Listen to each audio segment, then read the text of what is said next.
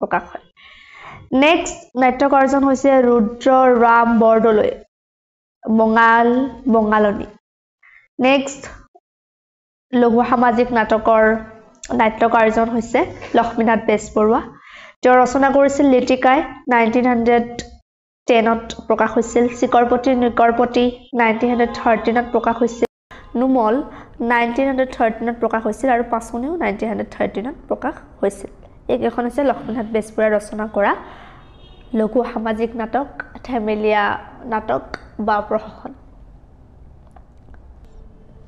next লঘু সামাজিক নাটকৰ নাট্যকাৰজন হৈছে পদ্মনাথ গোহাঁই বৰুৱা তেওঁ ৰচনা কৰিছিল গাঁওবুঢ়া প্ৰকাশ হৈছিল 1899ত তেতুন তামুলী 1909ত প্ৰকাশ হৈছিল ভূত নে ভ্ৰম 1924ত প্ৰকাশ হৈছিল গতিকে এইখন হৈছে পদ্মনাথ গোহাঁই বৰুৱাই ৰচনা কৰা লঘু সামাজিক নাটক